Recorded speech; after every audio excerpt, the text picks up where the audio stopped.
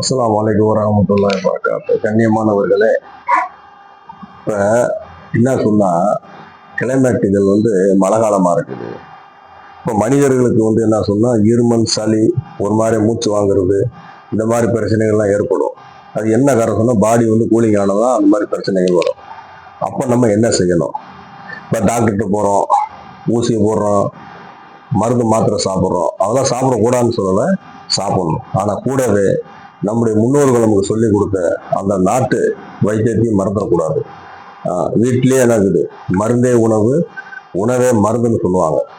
ஆக என்ன சொல்ல வரேன்னு சொன்னால், இந்த மாதிரி மழை காலகட்டங்களில், பனி காலகட்டங்களில் நமக்கு இந்த மாதிரி சளித்தொல்லை, இருமல் வருது, மூச்சு வாங்குற மாதிரி இருக்க சொன்னால் மாத்திரை சாப்பிடுவோம். அதோட கூட இதையும் சாப்பிடும். என்ன சொன்னால் முருங்கைக்கீரை சூப்பு, கொத்தமல்லி கட்டு வாங்குறோம்ல அந்த சைஸுக்கு கீரை காம்போட என்ன பண்ணு கட் பண்ணி நல்லா கழுவி குக்கரில் போட்டுடணும்.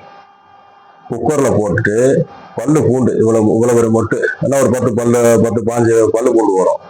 அந்த பூண்டை என்ன பண்ணணும், நல்லா இடித்து அதை மேல் தோலை மட்டும் எடுத்துட்டு உள்ள வரைக்கும் உரிக்கக்கூடாது. சும்மா மேலே உள்ள அந்த சருகு மாதிரி இருக்கும், அதை மட்டும் எடுத்துட்டு நல்லா இடித்து என்ன பண்ணிடணும், அந்த கீரையில் போடணும். அதுக்கப்புறம் சொன்னால் மிளகு ஒரு 1/2 ஸ்பூனு நல்லா இடித்து அதை போடணும். ஜீரகம் 1 ஸ்பூனு நார்மலாக இருக்கு, ஒரு 10 கிராம் வர மாதிரி அதையும் இடித்து அதில் போட்டுக்கணும். கொஞ்சம் பெருங்காய பவுட்ரு ஒரு 2-3 சிட்டிக்கு அதில் போடணும். கொஞ்சம் தேவைக்கு உப்பு போடணும். ஒரு தக்காளியிலேருந்து அவ்வளோ பெரிய தக்காளி, ஒரு சின்ன தக்காளி ஒன்று என்ன பண்ணணும், 4 கட் பண்ணி அதில் போடணும். அப்புறம் வெங்காயம் ஒன்று, இவ்வளோ ஒரு சைஸில் ஒரு வெங்காயம் ஒன்று கட் பண்ணி அதில் போடணும். இதில் அந்த கீரையில் போட்டுட்டு தண்ணி 1 லிட்டர் வைக்கணும். வச்சு நல்லா குக்கரை போட்டு நல்லா மூடி ஒரு 3 விசில் விட்டு, தேவைப்பட்டால் காரத்துக்கு பச்சை மிளகா போடலாம். சில பேருக்கு அல்சர் இருந்துச்சுன்னா பச்சை மிளகா நம்ம தேவையில்லை, இந்த மிளகுலேயே காரம் எடுத்துக்கும். ஆக இதை போட்டு குக்கரில் ஒரு 3 விசில் விடுங்க.